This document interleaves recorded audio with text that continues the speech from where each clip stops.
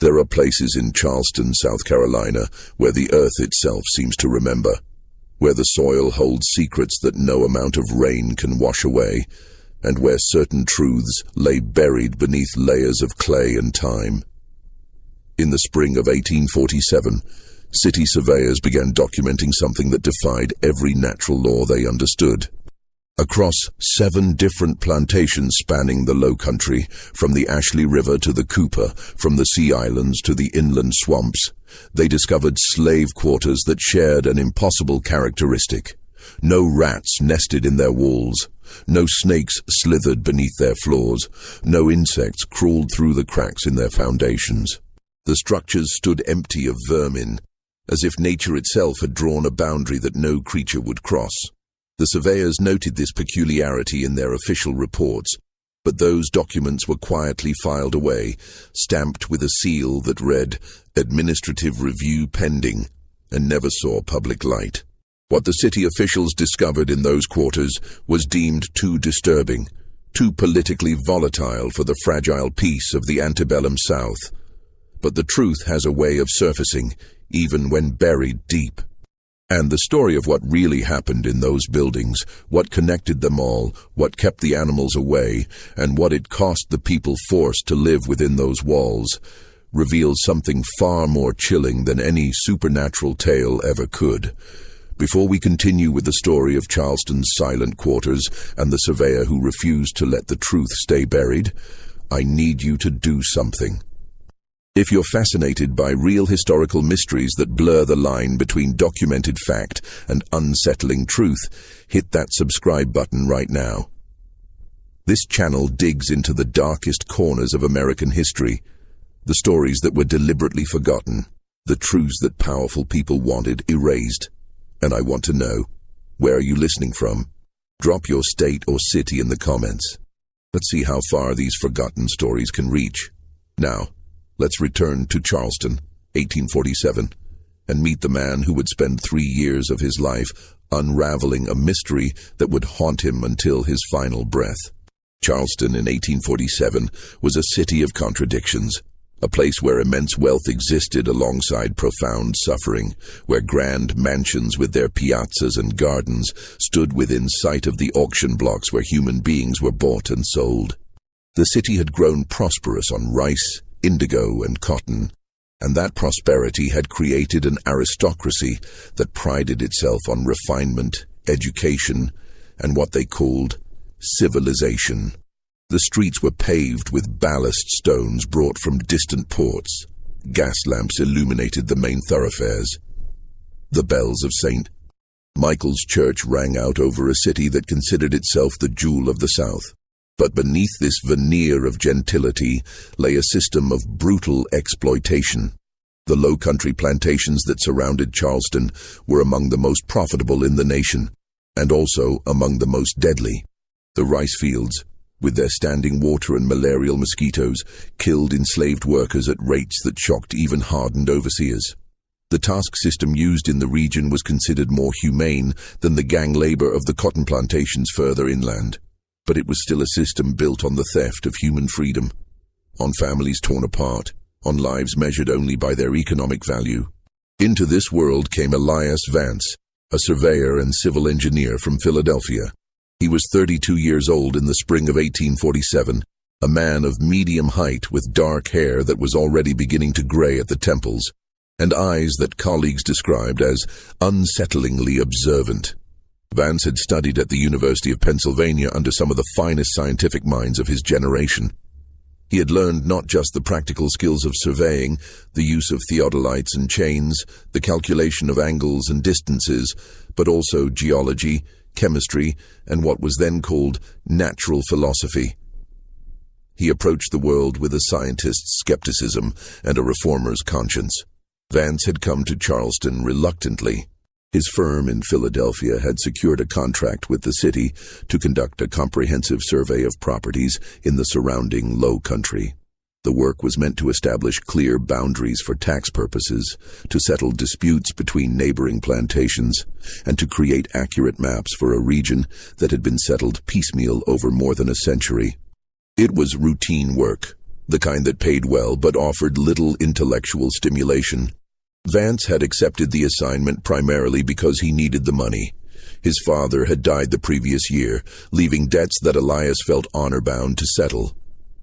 He arrived in Charleston on a humid April morning, when the city was fragrant with the scent of Confederate jasmine, and the harbor was crowded with ships from around the world. He took lodgings in a boarding house on Church Street, run by a widow named Mrs. Talbot, who was known for maintaining a respectable establishment and asking few questions of her tenants. The room was small but clean, with a window that overlooked a garden where camellias bloomed in profusion. Vance's first weeks in Charleston were spent in the city offices, reviewing existing property records and maps. The documents were a mess, some dating back to the original colonial land grants, others hastily drawn during property transfers, many contradicting each other in significant ways. He quickly realized that the survey would take far longer than his firm had estimated. But he was a methodical man, and he set about organizing the chaos with the same careful attention he brought to all his work. It was during this preliminary research that he first encountered mention of the silent quarters. The reference appeared in a report filed by a city health inspector named Thomas Gadsden in 1843. Gadsden had been investigating an outbreak of fever on several plantations and had noted, almost as an aside, that certain slave quarters seemed to be remarkably free of the usual vermin and pestilence. He had attributed this to superior construction or perhaps the particular composition of the soil, but had not investigated further. The comment was buried in a lengthy report filled with statistics about mortality rates and recommendations for drainage improvements. Vance might have overlooked it entirely, except that he found 2 more references in subsequent years. Another inspector had noted the same phenomenon at a different plantation. Then a surveyor's report from 1846 mentioned that the slave quarters at the Middleton plantation had no evidence of rat infestation, unlike every other structure on the property. Each time, the observation was treated as a curiosity, nothing more. But Vance's scientific training had taught him to pay attention to patterns, to anomalies that repeated themselves. And there was something about these reports that troubled him. In his experience, slave quarters were invariably infested with vermin. The structures were poorly built, with gaps in the walls and floors that provided easy access for rats and snakes. The inhabitants had few resources to fight infestations. Food scraps and waste attracted pests. It was one of the many cruelties of the system, that people were forced to live in conditions that would have been considered intolerable for livestock.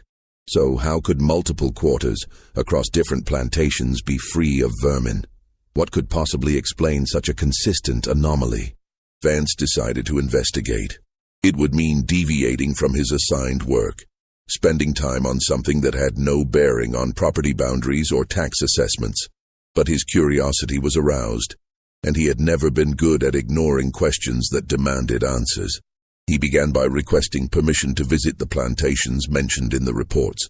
This proved more difficult than he had anticipated. Plantation owners in the Charleston Lowcountry were suspicious of outsiders, particularly Northerners, particularly those who asked too many questions about the living conditions of enslaved people. The political tensions between North and South were already running high in 1847. The Mexican-American War was underway, and the question of whether new territories would permit slavery was inflaming passions on both sides. Abolition was a word that could end a conversation or start a fight. But Vance had his official credentials as a surveyor, and he framed his requests in terms of his assigned work. He needed to survey property boundaries, he explained, and that required walking the entire extent of each plantation, including the areas where the quarters were located. Most owners granted permission, though often with conditions. He was to be accompanied by an overseer. He was not to speak with the enslaved people. He was to conduct his work quickly and leave. The first plantation he visited was called Riverside, located about 15 miles up the Ashley River from Charleston. It was a rice plantation, one of the most profitable in the region, owned by a man named Nathaniel Drayton. The main house was a magnificent structure of brick and stucco, surrounded by live oaks draped with Spanish moss. The rice fields stretched for hundreds of acres, divided by a complex system of dikes and canals that allowed the fields to be flooded and drained according to the needs of the crop. The slave quarters at Riverside were located about a quarter-mile from the main house, a row of small wooden structures that housed nearly 200 people. Vance was accompanied by the plantation's head overseer, a man named Cyrus Holt, who made no effort to hide his contempt for the surveyor's interest in the Negro houses. "They're just shacks," Holt said as they walked toward the quarters. "Built cheap, fall apart every few years, we put up new ones. Nothing special about them." But as they approached, Vance noticed something that made him slow his pace. The quarters were indeed crude structures, single-room buildings with palmetto-thatched roofs and walls made of rough-hewn boards. But they were silent in a way that seemed unnatural. There were no sounds of scurrying in the walls, no rustle of movement beneath the floors. And more striking still, there were no snakes sunning themselves on the wooden steps, no rat droppings visible in the dirt around the foundations. Vance asked permission to enter one of the quarters. Holt shrugged and opened the door to a building that was currently unoccupied. Its inhabitants were in the fields. The interior was dim and spare. A few rough pallets on the floor, a small fireplace, some cooking implements. The air smelled of smoke and sweat, and the particular mustiness of old wood. But there was no evidence of vermin, no holes gnawed in the walls, no nests in the corners, no snakeskins shed in the rafters. "You see," Holt said, "nothing here. Can we get on with the real work?" But Vance was examining the walls, running his hands over the rough boards. And then he noticed something. The gaps between the boards had been filled with a grey clay, packed in tightly to seal the cracks. This was not unusual in itself. Many structures used clay chinking to keep out drafts and rain. But this clay had a particular texture, almost greasy to the touch, and a faint smell that he couldn't quite identify. Something mineral, something that reminded him of the smell of a blacksmith's forge. "Where did this clay come from?" he asked. Holt looked at him as if he'd asked the color of the sky. "From the ground, I expect. There's clay all over this property. The Negroes dig it up and use it for chinking, for making bricks, for whatever they need. But from where specifically? Which part of the property?" Holt's expression shifted from contempt to irritation. "How the hell should I know? You'd have to ask them, and I'm not about to waste my time translating questions about dirt." Vance made a note in his surveying book. Then he asked if he could take a sample of the clay. Holt shrugged again. What possible interest could a surveyor have in clay? And Vance carefully scraped some of the material into a small glass vial he carried for soil samples. Over the next 3 weeks, Vance visited 6 more plantations where the reports had mentioned quarters free of vermin. Each time he found the same thing. Structures that were silent and empty of pests, and walls that had been chinked with a particular grey clay. The clay was always the same. That greasy texture, that faint metallic smell. And each time he asked about its source, he received vague answers. It came from somewhere on the property. The enslaved people knew where to find it. The overseers and owners had never paid attention to such details. But Vance was beginning to form a hypothesis. The clay was keeping the vermin away. Something in its composition, some mineral content, some chemical property, was acting as a natural repellent. It was an interesting discovery from a scientific standpoint, but it raised troubling questions. If the clay repelled rats and snakes, what effect might it have on the people living in constant proximity to it? Were there health consequences that no one had considered? He decided he needed to analyze the clay properly, using the chemical techniques he had learned at university. But Charleston had limited scientific facilities, and he didn't trust the local authorities with his findings. Not yet. Not until he understood what he was dealing with. So he wrote to a colleague in Philadelphia, a chemist named Dr. Alistair Finch, and sent him samples of the clay along with a detailed description of where it had been found and under what circumstances. Then he waited. Mail between Charleston and Philadelphia took at least a week in each direction, and he knew that a proper chemical analysis would take time. In the meanwhile, he continued his official surveying work, but his mind kept returning to the silent quarters and the strange grey clay.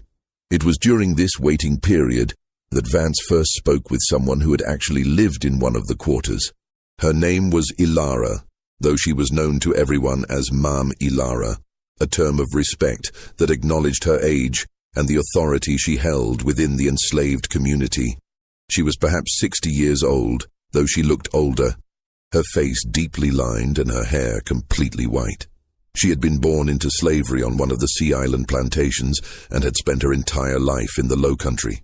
She was currently living at a plantation called Oakwood, where Vance had come to survey a disputed property line. He encountered her by chance, or perhaps by her design. He had been working alone that day. The overseer had been called away to deal with some emergency in the fields, and he was taking measurements near the quarters when Ilara approached him. She moved slowly, leaning on a walking stick, but her eyes were sharp and assessing. "You the man been asking about the quiet houses," she said. It was not a question. Vance was startled. He had been careful to frame his inquiries in neutral terms to avoid drawing attention to his real interest. But apparently, word had spread through the network of communication that existed among the enslaved people, invisible to their owners, but remarkably efficient. "I'm a surveyor," he said carefully. "I've noticed that some of the quarters seem to be free of vermin, and I'm curious about why." Ilara studied him for a long moment. Then she said, "You got the look of a man who wants to know things. But knowing things can be dangerous, especially for a white man asking questions about how we live." "I mean no harm," Vance said. "I'm simply trying to understand." "Understand what?" "Why the rats don't come. Why the snakes stay away." She shook her head slowly. "Those houses are quiet because of the mud, the grey mud from the bad place. We've been using it for years because it keeps the vermin out, and Lord knows we got enough troubles without rats eating our food and snakes biting our children." "The bad place?" Vance asked. "What do you mean?" Ilara glanced around, checking that they were truly alone. Then she said, in a voice barely above a whisper, "There's a swamp, about 3 miles inland from here. The old people call it the Whispering Earth. The mud there is different, grey and heavy, and it smells like metal.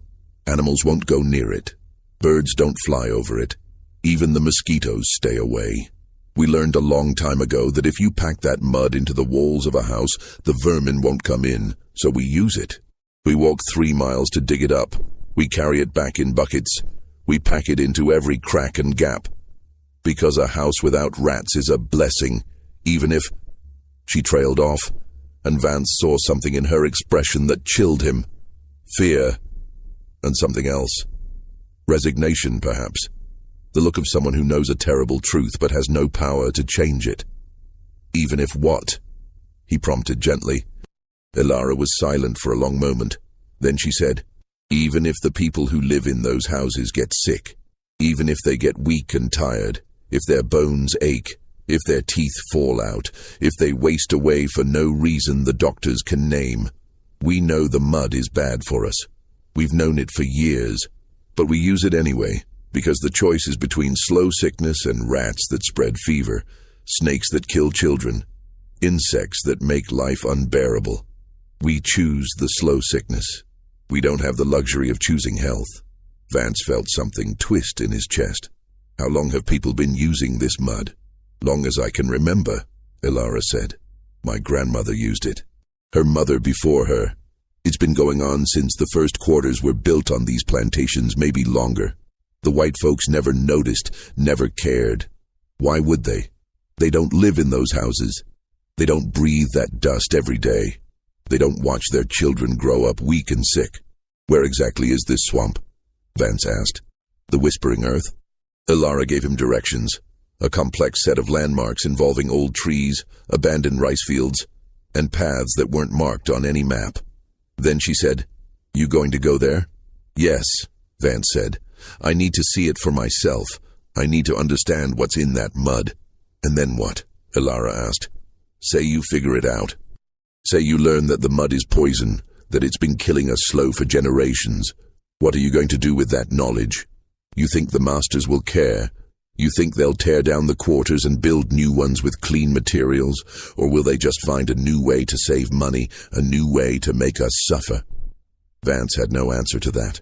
He wanted to believe that knowledge would lead to change, that exposing the truth would force people to act. But he was not naive.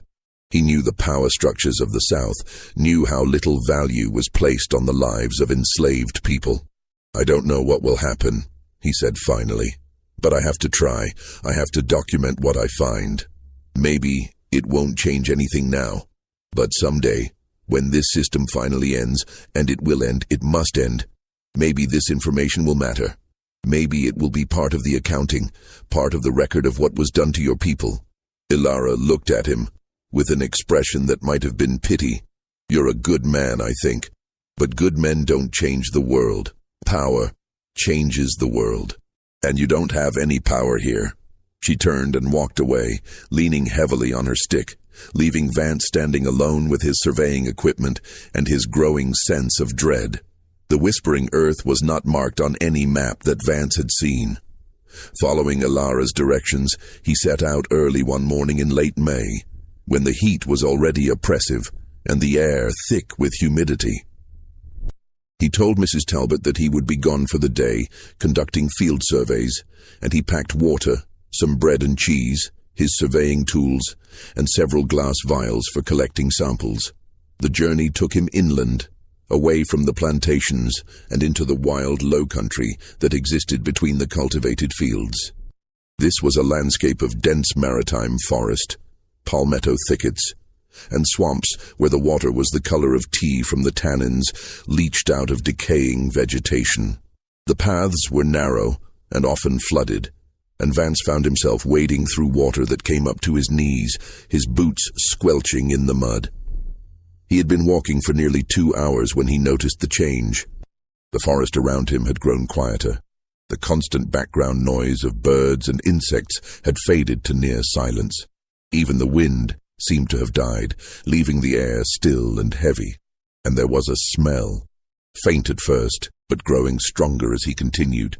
That same metallic odor he had noticed in the clay samples, but more intense, almost overwhelming.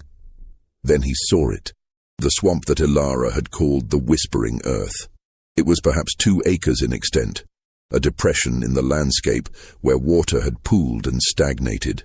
But the water was not the dark tea color of normal swamp water. It was gray, almost milky, with an oily sheen on its surface.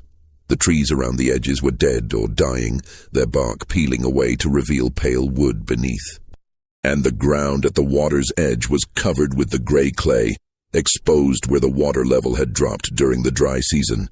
Vance approached slowly, every instinct telling him that this was a place of danger. He could see no animals, no birds in the trees, no turtles sunning on logs, no fish breaking the surface of the water. The silence was absolute, broken only by the sound of his own breathing and the squelch of his boots in the mud. He knelt at the edge of the swamp and examined the clay. It was exactly like the samples he had collected from the quarters. That same greasy texture, that same metallic smell. He filled several vials with the material, being careful not to let it touch his skin more than necessary. Then he took out a small notebook and began to sketch the area, noting the dead trees, the color of the water, the absence of life. As he worked, he became aware of a sound. It was very faint, almost at the edge of hearing, a kind of whisper or susurrus that seemed to come from the swamp itself. He realized it was the sound of gas bubbles rising through the water and bursting at the surface, releasing whatever compounds were trapped in the sediment below. It was a natural phenomenon, but in the eerie silence of the place, it sounded almost like voices, like the earth itself was speaking in a language he couldn't understand. The Whispering Earth. Now he understood the name. He spent perhaps an hour at the swamp, collecting samples and making observations. Then, as the sun climbed higher and the heat became unbearable, he began the long walk back to Charleston. His mind was racing with possibilities.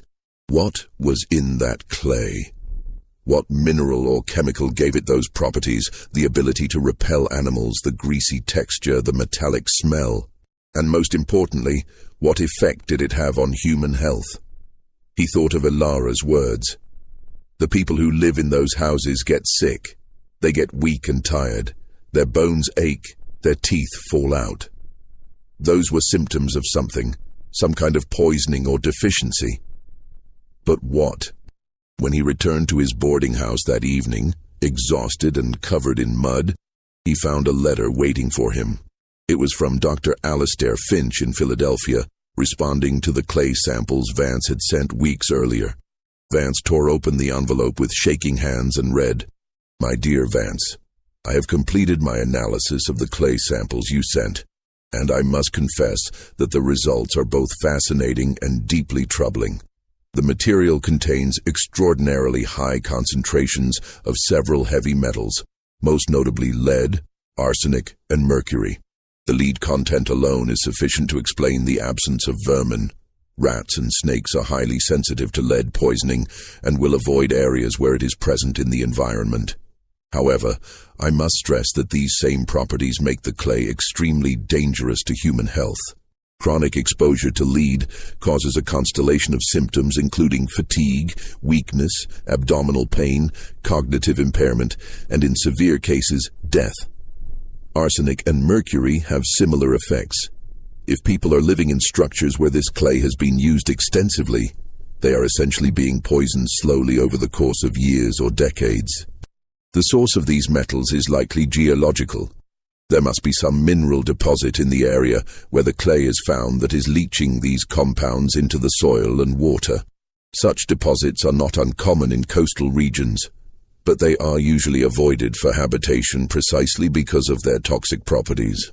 I urge you to bring this matter to the attention of the relevant authorities immediately. If what you describe is accurate, that this clay has been used in the construction of housing for enslaved people across multiple plantations, then we are looking at a public health crisis of significant proportions. Please write to me with any further developments. I remain your colleague and friend, Dr. Alistair Finch. Vance read the letter 3 times, his hands trembling. He had suspected that the clay was harmful, but the reality was worse than he had imagined. Lead, arsenic, mercury, these were poisons, pure and simple, and people had been living with them, breathing the dust, touching the walls for generations. He thought of the children growing up in those quarters, their developing brains and bodies exposed to neurotoxins from their first breath. He thought of the women and men who had no choice but to live in those structures, who had chosen the slow death of poisoning over the immediate threat of vermin. He thought of Ilara's words, "We don't have the luxury of choosing health." And he knew that he had to do something. He had to document this, had to bring it to light, had to force someone to acknowledge what was happening. But who would listen? Who would care? The next morning, Vance went to the Charleston city offices with Dr. Finch's letter and his own detailed notes. He requested a meeting with the city health officer, a man named Dr. Samuel Priolo, who was responsible for monitoring disease outbreaks and sanitary conditions in the city and surrounding areas. Dr. Priolo was a Charleston native, a man in his 50s with the refined manners and accent of the local aristocracy. He received Vance in his office, a room lined with medical texts and anatomical charts, and listened politely as the surveyor explained his findings. When Vance finished, Dr. Priolo was silent for a long moment. Then he said, "Mr. Vance, I appreciate your diligence in bringing this matter to my attention. However, I must point out several issues with your conclusions." "Issues?" Vance said, struggling to keep his voice level. "Dr. Finch's analysis is quite clear. The clay contains dangerous levels of heavy metals. People are being poisoned." "Dr. Finch is a respected chemist, I'm sure," Priolo said smoothly. "But he is analyzing samples in a laboratory in Philadelphia, far removed from the actual conditions here. He does not understand the constitution of the Negro, which is fundamentally different from that of the white man. What might be harmful to us may have little effect on them. They are adapted to this climate, to these conditions in ways that we are not." Vance stared at him in disbelief. "That's not how chemistry works. Lead is lead. It doesn't discriminate based on race." "I'm afraid you're mistaken," Priolo said, his tone becoming cooler. There is extensive medical literature on the differences between the races. The Negro has a thicker skin, a different blood composition, a greater tolerance for heat and disease. These are established scientific facts. They're not facts, Vance said, his voice rising despite his efforts to remain calm. They're justifications, excuses for treating people as less than human. Priolo's expression hardened. Mr.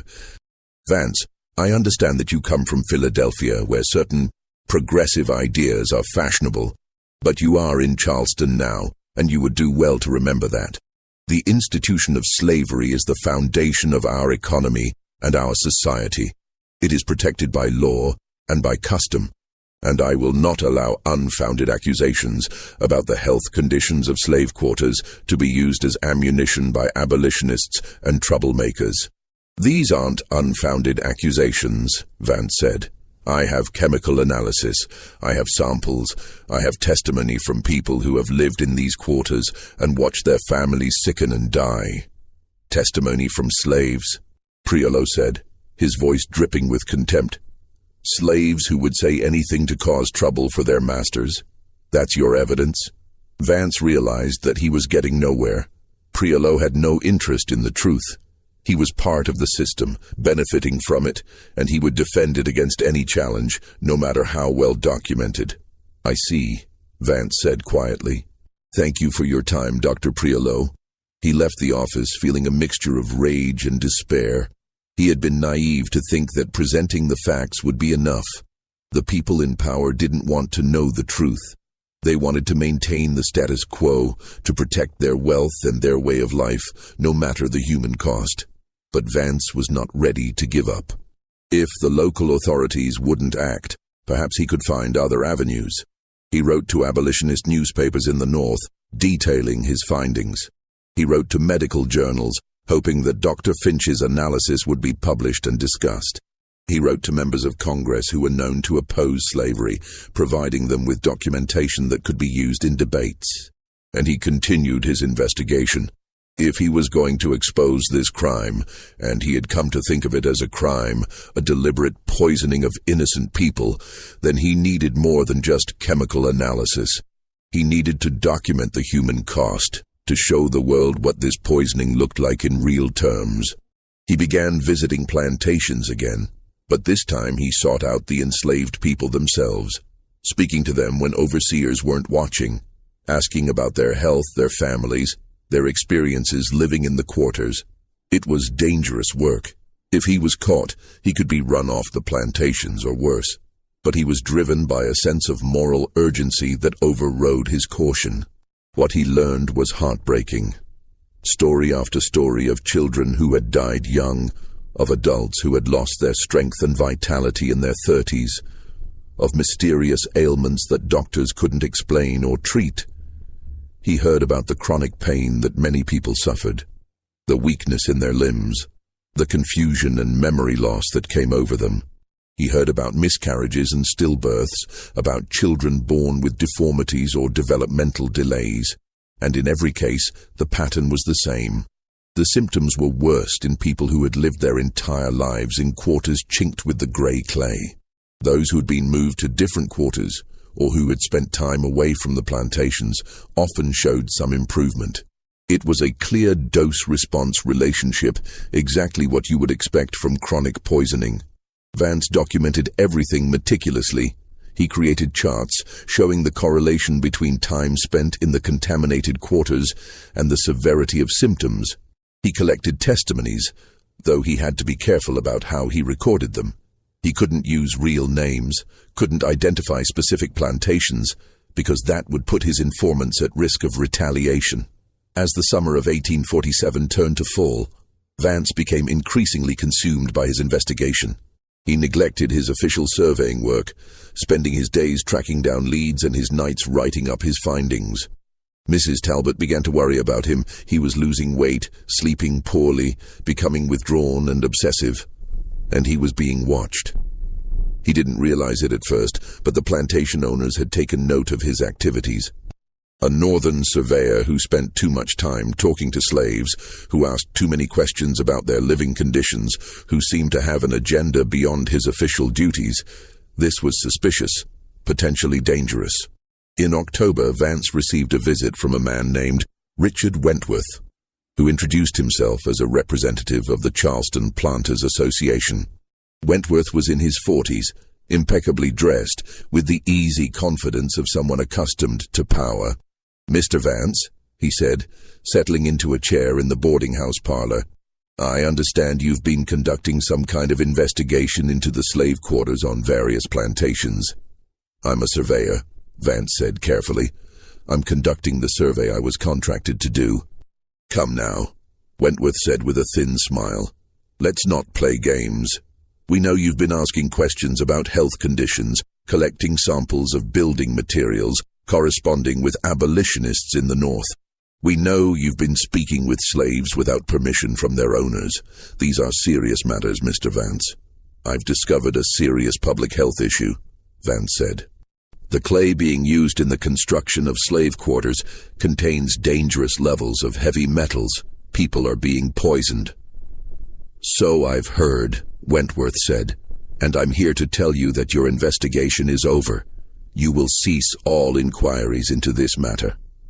You will destroy any documents you've created, and you will leave Charleston within the week." "I will do no such thing," Vance said, his voice shaking with anger. "What's happening here is a crime. People are dying because of negligence and greed.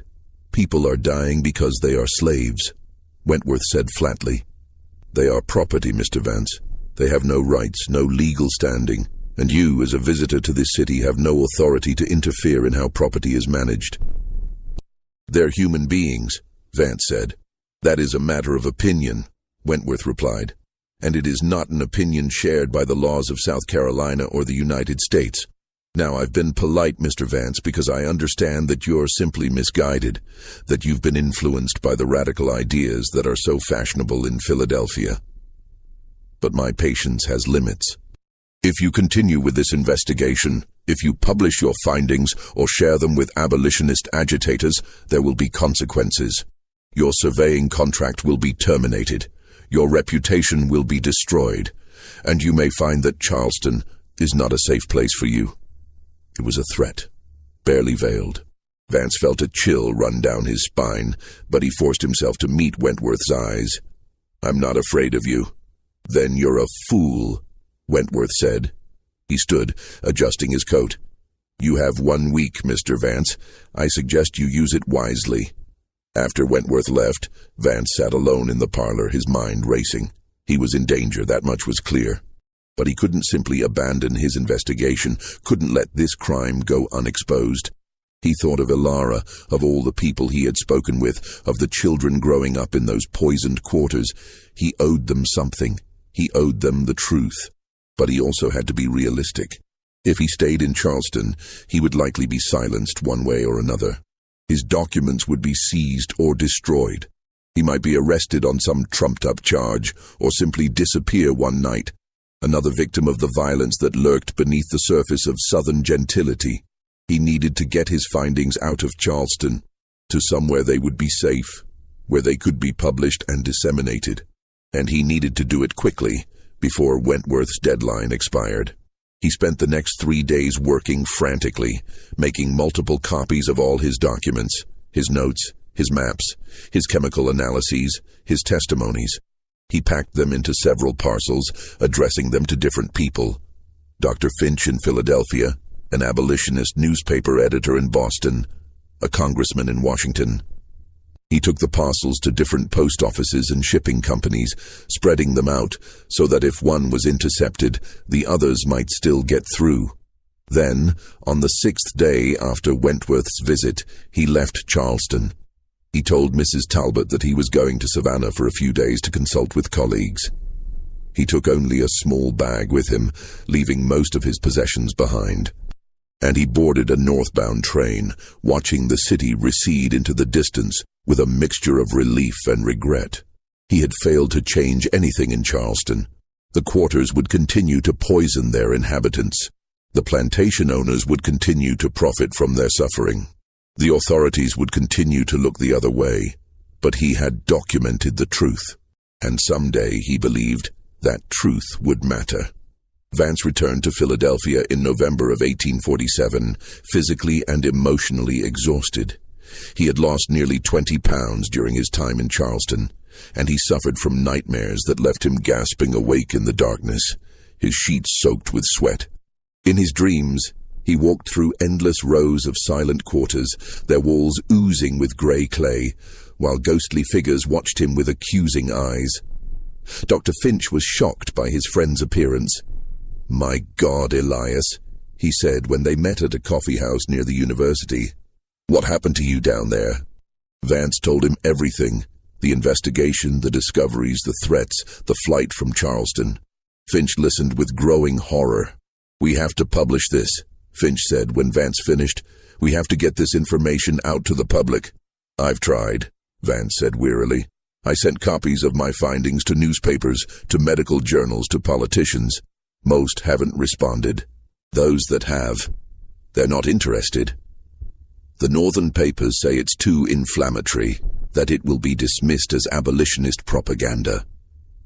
The medical journals say they need more rigorous scientific evidence, that testimonies from slaves aren't reliable data.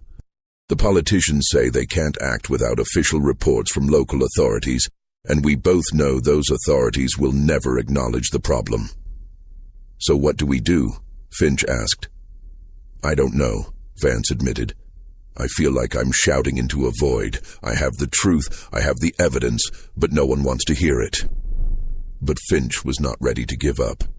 He was a member of the American Philosophical Society, one of the oldest and most prestigious scientific organizations in the country. He proposed that Vance present his findings at one of the society's meetings, framing it as a case study in environmental toxicology rather than a political statement about slavery. Vance agreed, though he was skeptical about what it would accomplish. He spent the next several weeks preparing a formal presentation, complete with chemical analyses, maps, and statistical data. He deliberately downplayed the human element, focusing instead on the scientific aspects: the composition of the clay, the mechanism by which heavy metals leach into the environment, the dose-response relationships in chronic poisoning. The presentation took place on a cold evening in January of 1848. The audience consisted of about 30 people: professors, physicians, chemists, and other members of the scientific community. Vance spoke for nearly an hour, his voice steady despite his nervousness, presenting his findings with the same careful precision he had used in his surveying work. When he finished, there was a long silence. Then the questions began. "How can you be certain that the symptoms you describe are caused by the clay and not by other factors?" one physician asked. "Slaves live in conditions of extreme hardship. They suffer from malnutrition, overwork, exposure to disease. Any of these could explain the health problems you observed." "I accounted for those factors," Vance said.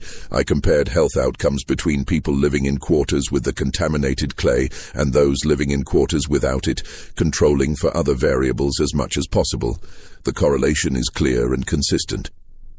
"But your sample size is small," another scientist objected, "and your data collection methods were informal, shall we say. You relied heavily on anecdotal reports rather than systematic medical examinations." "I worked with the resources I had," Vance said, trying to keep the frustration out of his voice. "I couldn't exactly conduct controlled experiments on human subjects, but the chemical analysis is solid. Dr. Finch can attest to that. The clay contains dangerous levels of lead, arsenic, and mercury. That's not anecdotal, that's measurable, reproducible fact." "No one is disputing the chemical analysis," a third man said. This was Dr. Morton, a prominent physician and anthropologist. "But I think you're making a logical leap that isn't supported by the evidence. You're assuming that what is toxic to white Europeans is equally toxic to Africans. But there is substantial evidence that different races have different physiological responses to environmental factors. The Negro constitution may be more resistant to these metals than our own." Vance felt his temper rising. "That's pseudo-scientific nonsense," he said sharply. "Lead poisoning doesn't discriminate by race. The mechanism is the same regardless of skin color. I'm afraid you're allowing your political sympathies to cloud your scientific judgment," Dr. Morton said coldly. "This presentation has been less about toxicology and more about abolitionist propaganda." The meeting dissolved into argument after that, with some members defending Vance's work and others attacking it. In the end, the society declined to publish his findings in their proceedings, citing insufficient scientific rigor and political bias. Vance left the meeting feeling defeated. Even here, among people who prided themselves on their commitment to reason and evidence, the truth was being rejected because it was inconvenient, because it challenged assumptions about race and slavery that were deeply embedded in American society.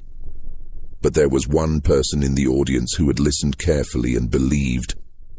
Her name was Catherine Hartwell, and she was the daughter of a wealthy Philadelphia merchant who had made his fortune in shipping.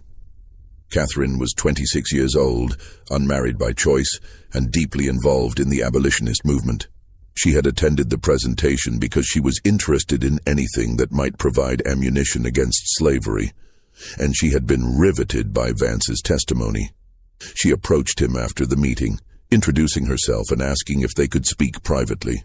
They met the next day at her family's townhouse, a grand building on Rittenhouse Square. "Mr. Vance," she said, once they were settled in the parlor, "I believe your findings are important, and I want to help you get them published, but I think you've been going about it the wrong way." "What do you mean?" Vance asked. "You've been trying to present this as a purely scientific matter," Catherine said. "But it's not. It's a moral matter, a political matter. The reason people are rejecting your work isn't because the science is flawed. It's because accepting your conclusions would require them to acknowledge that slavery is even more monstrous than they already know it to be. And most people, even those who consider themselves enlightened, aren't ready to do that." "So what do you suggest?" Vance asked. "Stop trying to convince scientists and politicians," Catherine said. "Go directly to the public. Tell your story in a way that makes people feel the horror of what you discovered. Make them see the human cost, not just the chemical formulas." "I tried that," Vance said. "The newspapers won't publish it." "The mainstream newspapers won't," Catherine agreed. "But there are abolitionist publications that will. And there are lecture circuits, speaking tours. People will pay to hear first-hand accounts of the evils of slavery. You could reach thousands of people that way." Vance was hesitant. He was not a natural public speaker, and the idea of turning his investigation into a kind of performance made him uncomfortable. But Catherine was persuasive, and he was desperate to do something, anything, to make his work matter. Over the next several months, with Catherine's help and connections, Vance began speaking at abolitionist meetings and churches throughout Pennsylvania and New York.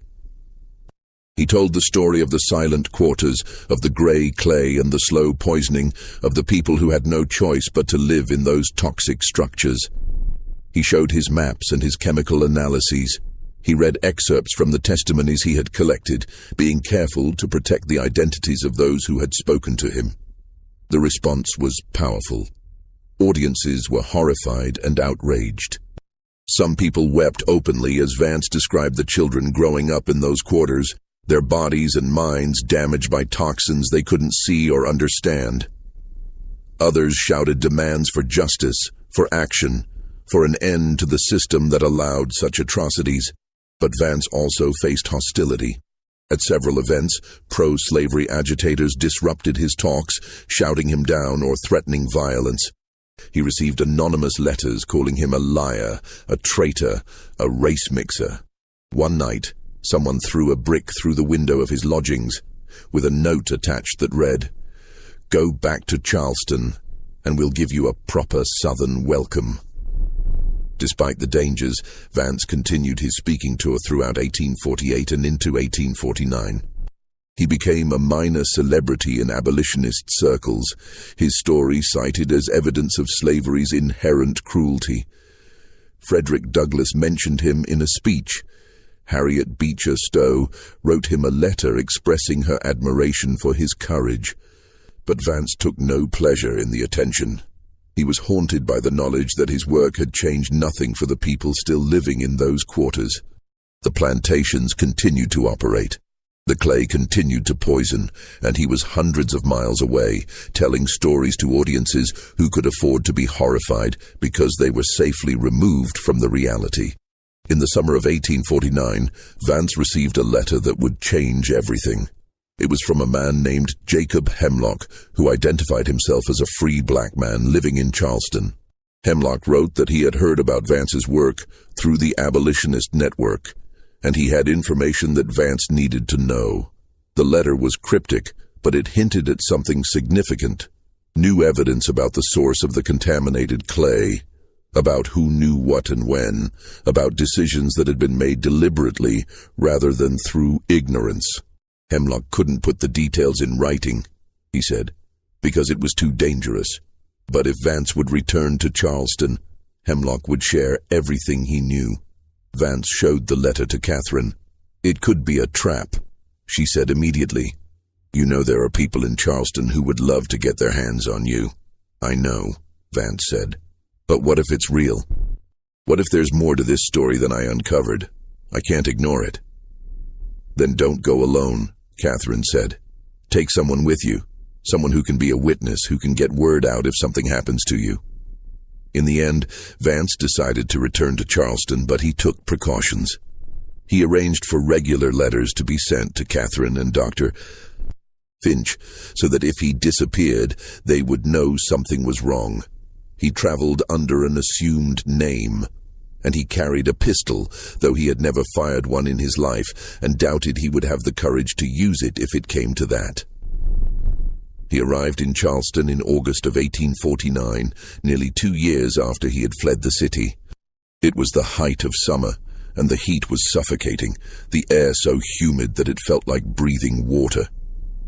He took a room at a different boarding house in a different part of the city and sent word to Jacob Hemlock through the address provided in the letter. 2 days later, Hemlock came to meet him. He was a man in his 50s with gray hair and the careful, guarded manner of someone who had learned to navigate a world that was hostile to his existence. Free blacks in Charleston occupied a precarious position. They had some legal rights, but they were constantly under suspicion, subject to restrictions and harassment. They met in Vance's room, with the door locked and the curtains drawn. Hemlock got straight to the point. "What you found about the clay is true," he said. "But it's worse than you know. It wasn't ignorance, Mr. Vance. It was deliberate." Vance felt his blood run cold. "What do you mean?"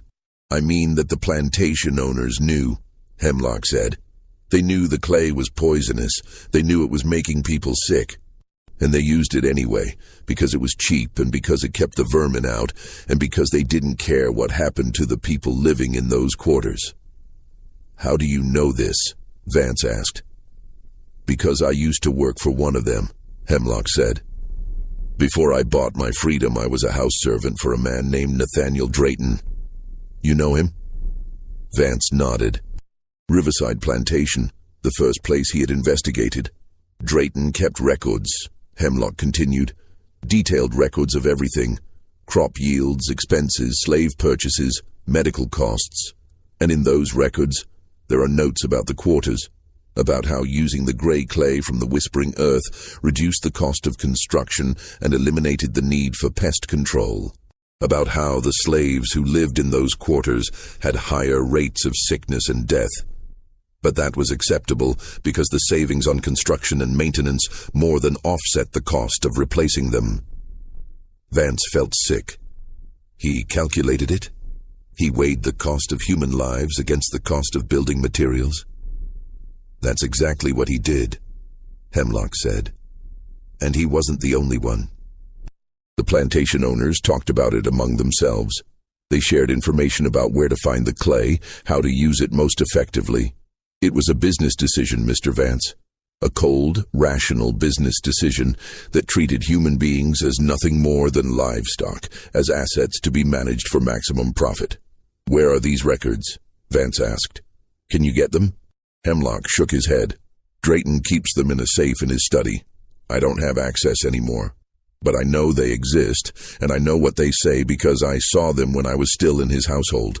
I was taught to read and write. Drayton's wife insisted on it, said it made me more useful. And sometimes I was asked to help with copying documents. That's how I saw the notes about the quarters. Would you testify to this? Vance asked. Would you be willing to make a sworn statement? Hemlock laughed bitterly. Who would believe the testimony of a black man against a white plantation owner? Even if I could testify, and I'm not sure I legally can, it would be my word against his. And we both know whose word would be given more weight. But if we could get the records themselves, Vance said, his mind racing. If we could get documentary evidence, something that couldn't be dismissed as hearsay or bias. You're talking about breaking into Drayton's house, Hemlock said flatly. You're talking about theft. That's a crime, Mr. Vance, a serious crime. You'd be risking prison or worse. I know, Vance said. But those records could prove everything. They could show that this wasn't negligence, it was deliberate poisoning. That could change the whole conversation about slavery, could provide legal grounds for prosecution. Or it could get you killed, Hemlock said. And me too, for helping you. They sat in silence for a long moment. Then Vance said, I'm going to do it. I have to. But I won't ask you to be involved. You've already risked enough by coming here, by telling me this. Hemlock studied him with an expression that was hard to read. Then he said, You're a fool, Mr. Vance. But you're a brave fool. All right, I'll help you. But we do this my way, and we do it carefully. Over the next week, Hemlock and Vance planned their break-in with meticulous care. Hemlock knew the layout of Drayton's house intimately. He had lived and worked there for 15 years before purchasing his freedom. He knew which doors were kept locked, which windows were accessible, where the servants slept, and most importantly, when Drayton would be away from the house. There was a Planters Association meeting scheduled for the third Saturday in August. Drayton would attend, as he always did, and the meeting typically lasted several hours, well into the evening. His wife would be at home, but she retired early and slept in a bedroom on the opposite side of the house from the study. The house servants would be in their quarters behind the main building. It was the best opportunity they were likely to get. Vance spent the intervening days in a state of nervous anticipation. He knew what he was planning was dangerous, possibly suicidal. If he was caught, he would be arrested, tried, and almost certainly convicted. As a northerner who had already made himself unwelcome in Charleston, he could expect no mercy. And Hemlock would face even worse consequences. A black man involved in robbing a white man's house would likely be lynched before he ever saw the inside of a courtroom. But Vance couldn't shake the conviction that this was necessary. The records Hemlock described could be the evidence he needed to prove that the poisoning of the quarters was not an accident, not a result of ignorance, but a deliberate choice made by people who valued profit over human life. That evidence could change the national conversation about slavery, could provide ammunition for abolitionists, could even lead to legal action. On the night of the break-in, Vance met Hemlock at a predetermined location, a small warehouse near the docks that was used for storing cotton bales. They waited until well after dark, until the streets were mostly empty and the gas lamps cast long shadows. Then they made their way to Drayton's house, moving carefully through the back alleys and gardens of the city. The house was a grand structure on Meeting Street, 3 stories of brick and stucco with a wide piazza facing the street. But Hemlock led Vance around to the back, to a small door that opened into the kitchen. He produced a key. He had kept it when he left Drayton's service, a small act of defiance that he had never expected to use. The door opened silently, and they slipped inside. The kitchen was dark and empty, smelling of old smoke and spices. They moved through it quickly, into a hallway, and then to the study. The study was exactly as Hemlock had described, a large room lined with bookshelves, with a massive desk in the center and a safe built into the wall behind it. Vance felt his heart pounding as he approached the safe. This was the moment of truth. If Hemlock was wrong about the records, if they had taken this risk for nothing, But Hemlock was already working on the safe. He had brought tools, a set of lockpicks that he had acquired from sources he didn't explain. He worked by the light of a small lantern, his fingers moving with surprising dexterity. It took nearly 20 minutes, minutes that felt like hours to Vance, who stood watch by the door, listening for any sound of movement in the house. But finally, there was a soft click, and the safe door swung open. Inside were stacks of papers, ledgers, and bound volumes. Hemlock began sorting through them quickly, his eyes scanning the pages by lantern light. Then he pulled out a leather-bound ledger and opened it. "This is it," he whispered. "This is Drayton's personal record book. Look." Vance leaned over his shoulder and read by the flickering light. The entries were written in a neat, precise hand, recording expenses and income, purchases and sales. And there, on a page dated 1839, was an entry that made Vance's blood run cold. Constructed new quarters for field hands using clay from the western swamp. Material costs reduced by 60% compared to standard construction. Note: clay appears to repel vermin effectively, eliminating need for pest control measures. Some reports of increased sickness among inhabitants, but mortality rates remain within acceptable parameters for field labor. Net savings: $1,200 annually. There were more entries over the following years, tracking the experiment with the clay quarters. Drayton had noted the health effects, the weakness, the bone pain, the cognitive decline, but he had framed them purely in economic terms. How much did it cost to replace a worker who died young versus the savings on construction and pest control? The calculations were there, cold and precise, reducing human suffering to a matter of dollars and cents. "My God," Vance whispered. He knew. He knew exactly what he was doing. "Keep reading," Hemlock said grimly. Vance turned the pages and found more. Drayton had shared his findings with other plantation owners. There were notes about meetings where the use of the clay was discussed, where the health effects were acknowledged but deemed acceptable given the cost savings. There were even references to a collective decision to keep the information quiet, to avoid agitation from abolitionist elements who might use it as propaganda. It was all there. The evidence Vance had been seeking.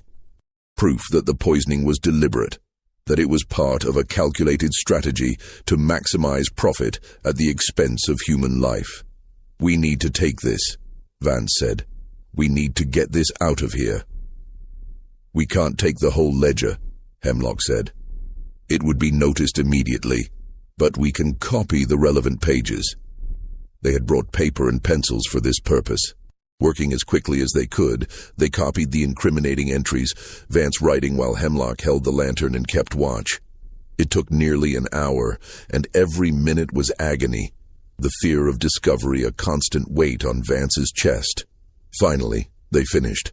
Hemlock returned the ledger to the safe and closed it, making sure everything looked exactly as they had found it. Then they slipped back out of the house, retracing their steps through the kitchen and out into the night. They didn't speak until they were several blocks away, back in the relative safety of the warehouse district.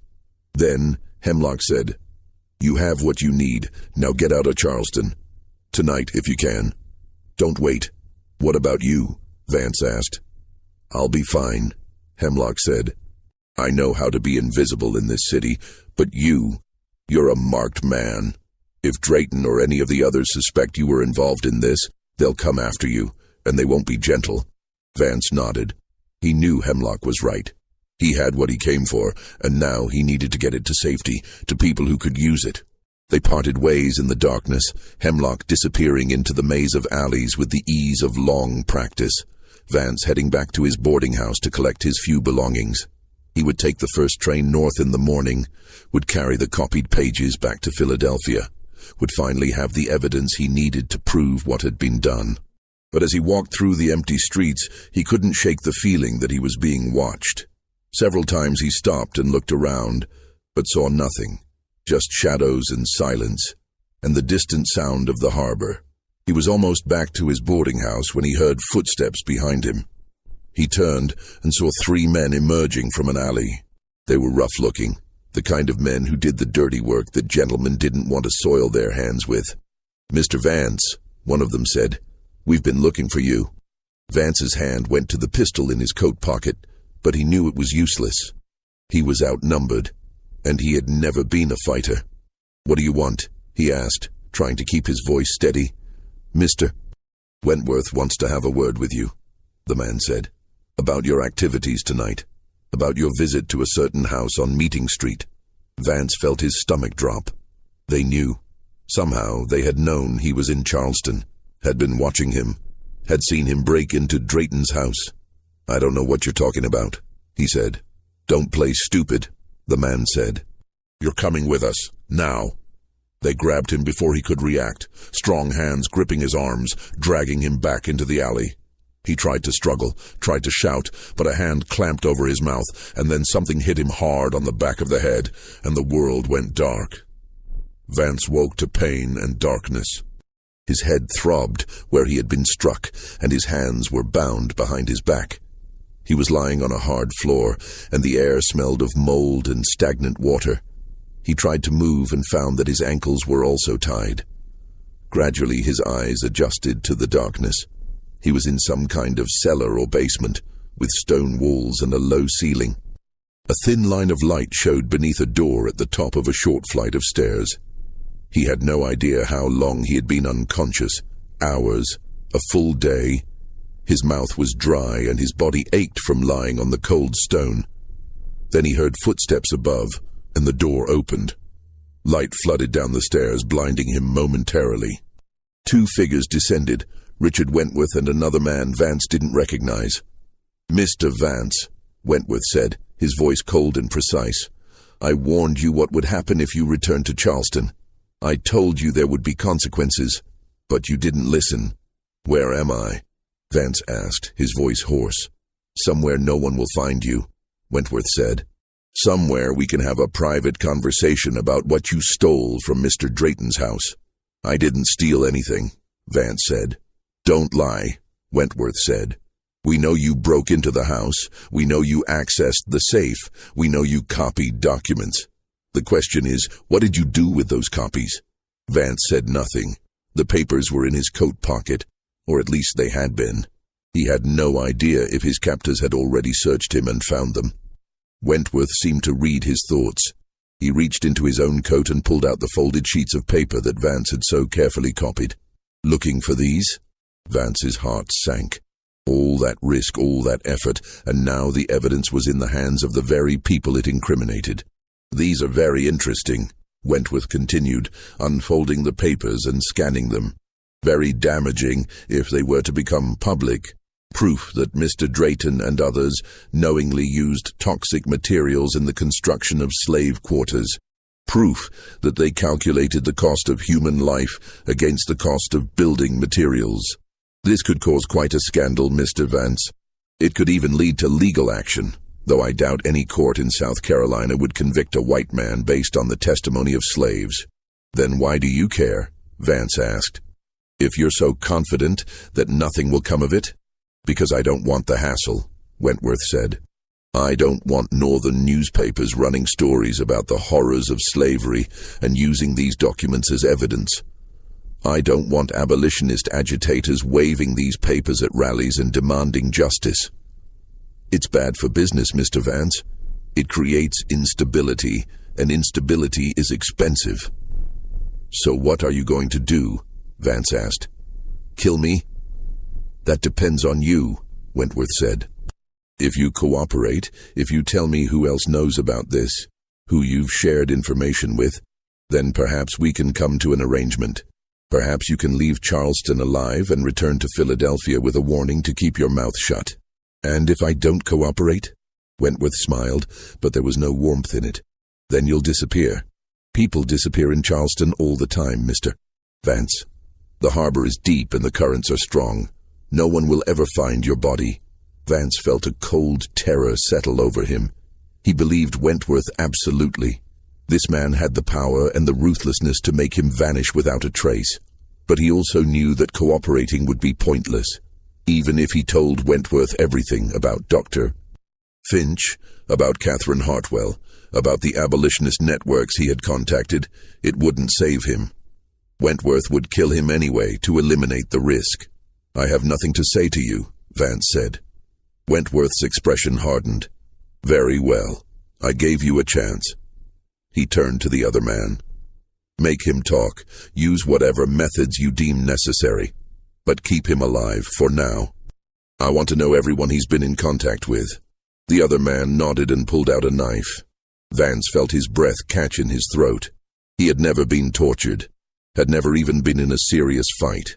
He had no idea if he would have the strength to resist, to protect the people who had helped him.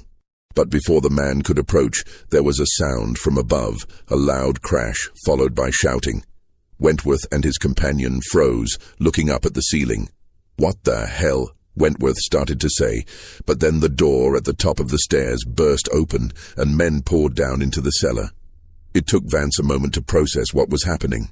The men were armed, and they were moving with military precision.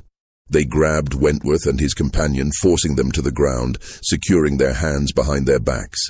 And then Vance saw a familiar face. Jacob Hemlock, followed by two other men, one of whom was carrying a lantern. "Mr. Vance," Hemlock said, kneeling beside him and cutting the ropes that bound his hands and feet. "Are you all right? How did you—" Vance started to say, but Hemlock cut him off. "No time for explanations. We need to get you out of here. Can you walk?" Vance nodded, though his legs were shaky as Hemlock helped him to his feet. They climbed the stairs and emerged into what appeared to be an abandoned warehouse near the docks. The men who had rescued him were a mix of free blacks and white abolitionists, all armed and all looking grim. "We've been watching Wentworth," Hemlock explained as they hurried out of the warehouse and into the night. "We knew he was looking for you, knew he had men searching the city. When they grabbed you, we followed. We couldn't intervene immediately. There were too many of them, and we needed to wait for reinforcements. But we got here in time." "The papers," Vance said. "Wentworth has the papers." "We got them back," Hemlock said, patting his coat pocket. "Everything you copied is safe." They made their way through the dark streets to the docks, where a small boat was waiting. "This will take you to a ship that's leaving for Philadelphia tonight," Hemlock said. "You'll be safe once you're on board." "What about you?" Vance asked. "What about Wentworth? He'll come after you." "Let him try," Hemlock said. "We have friends in this city, Mr. Vance, more than you know. And we're tired of being silent. We're tired of watching people suffer and die while men like Wentworth and Drayton profit from their misery. Your investigation, your courage, it's inspired people. It's shown us that the truth matters, that it's worth fighting for. But the risk," Vance started to say.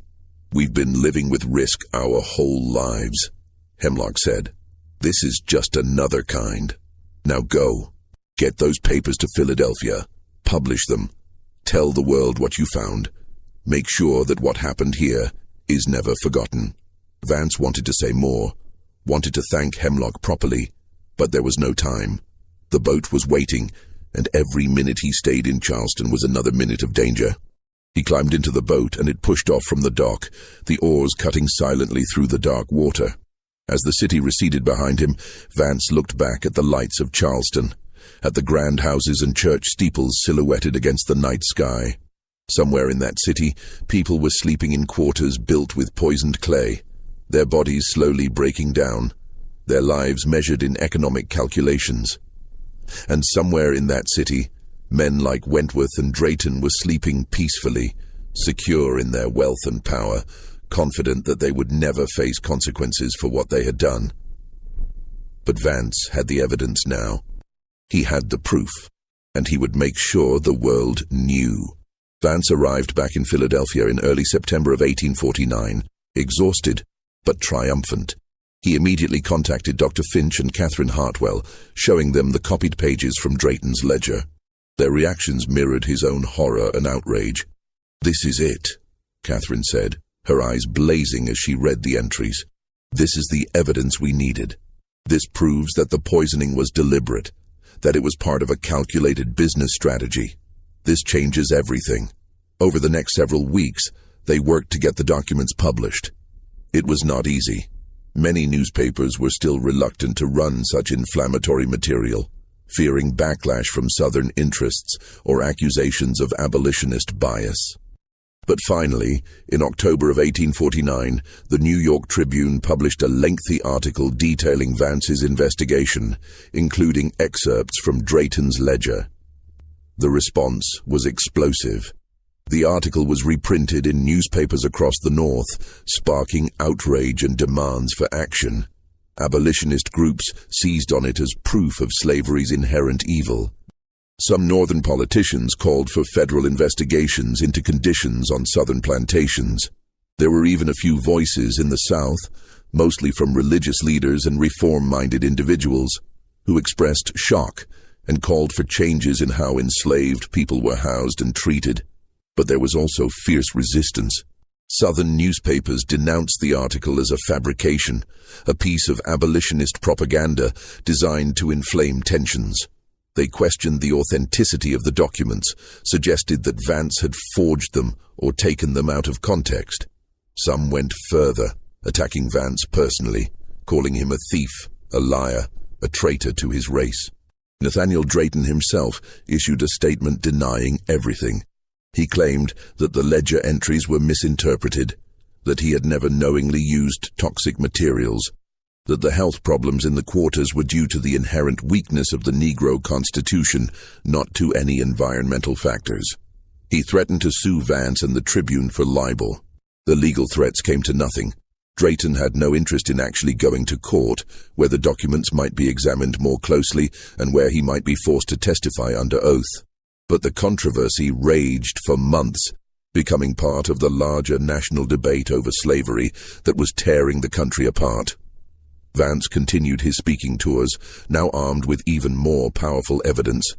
He showed audiences the copied pages from Drayton's ledger, let them read the cold calculations that reduced human life to a matter of profit and loss. The impact was profound.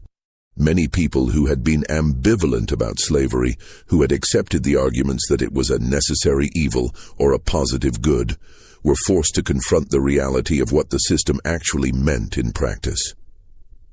But Vance took no satisfaction in his growing fame. He was haunted by the knowledge that his investigation had changed nothing for the people still living in the poisoned quarters. The plantations continued to operate. The clay continued to be used. And despite all the outrage and publicity, no one in authority had taken action to stop it. In the spring of 1850, Vance received a letter from Charleston. It was from Jacob Hemlock, and the news was grim. Wentworth and his associates had retaliated against the people who had helped rescue Vance.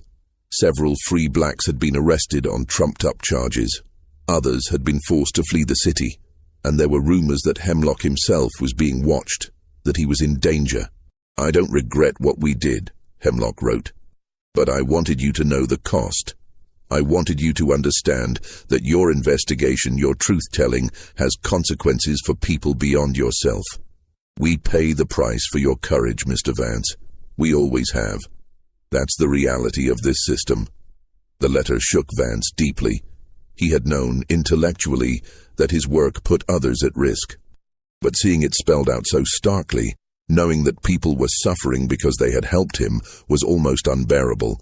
He wrote back immediately, offering to help in any way he could. Money, legal assistance, connections to abolitionist networks that might be able to get people to safety. But he never received a response. He didn't know if Hemlock had gotten the letter, or if something had happened to him before it arrived. Over the following years, Vance continued his work, but the joy had gone out of it. He spoke at rallies and wrote articles and corresponded with other abolitionists. But he was increasingly consumed by guilt and frustration. The country was sliding toward civil war, the tensions between North and South becoming unbridgeable, and he couldn't shake the feeling that all his efforts had accomplished nothing. In 1852, he received a letter from Dr. Finch with news that brought him some small measure of comfort. A medical journal had finally published a paper on the health effects of heavy metal exposure, citing Vance's work and Finch's chemical analyses. It was a dry, technical piece, focused on the science rather than the politics, but it represented a kind of validation. The truth was entering the scientific record, becoming part of the body of knowledge that future generations would inherit. And then, in 1853, something unexpected happened. A plantation owner in Virginia, a man named Thomas Whitfield, who was known for his relatively progressive views on slavery, read about Vance's investigation and decided to have the quarters on his own plantation tested. He hired a chemist to analyze the materials used in construction, and the chemist found elevated levels of lead in the clay that had been used for chinking. Whitfield was horrified. He immediately ordered the quarters to be rebuilt using clean materials, and he wrote a letter to the Richmond Enquirer describing what he had found and urging other plantation owners to do the same. The letter caused a minor sensation in Virginia, and a few other owners followed Whitfield's example. It was a small victory, affecting only a handful of plantations out of thousands. But it was something. It was proof that the truth could make a difference, that knowledge could lead to change, even in a system as entrenched and brutal as slavery. Vance lived to see the Civil War, though he was too old to fight. He spent the war years working with the United States Sanitary Commission, helping to improve conditions in military hospitals and camps.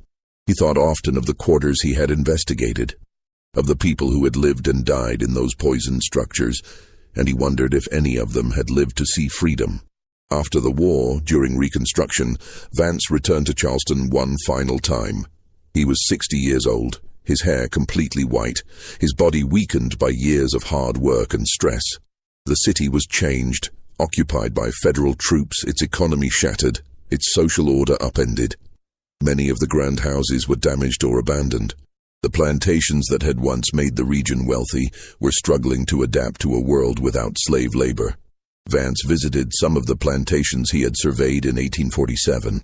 The quarters were still standing, though many were empty now, the people who had lived in them scattered by war and emancipation. He walked through the silent structures, touching the walls that were still packed with gray clay, and he thought about all the lives that had been damaged or destroyed by the greed and callousness of men like Nathaniel Drayton. He tried to find some of the people he had spoken with during his investigation. Mam Alara, Jacob Hemlock, others whose stories had shaped his understanding of what had happened. But most were gone, dead, or moved away, or simply impossible to trace in the chaos of the post-war South. He did find one person, though, a woman named Sarah, who had been a child living in one of the contaminated quarters when Vance first came to Charleston. She was in her 30s now, living in a small house in the city, working as a seamstress. She remembered him. Or rather, she remembered the stories about the northern surveyor who had asked questions about the quarters, who had tried to expose the truth. "Did it help?" she asked him. "All your work, all your investigating? Did it change anything?" Vance wanted to say yes. He wanted to tell her that his work had mattered, that it had saved lives, that it had brought justice, but he couldn't lie to her. "I don't know," he said honestly. "Some people listened. Some things changed, but not enough. Not nearly enough." Sarah nodded as if she had expected that answer. "My mother died when I was 12, she said. She got sick, the way so many people did in those quarters. She wasted away, got weaker and weaker, until one day she just didn't wake up. I always wondered why her, why so many others.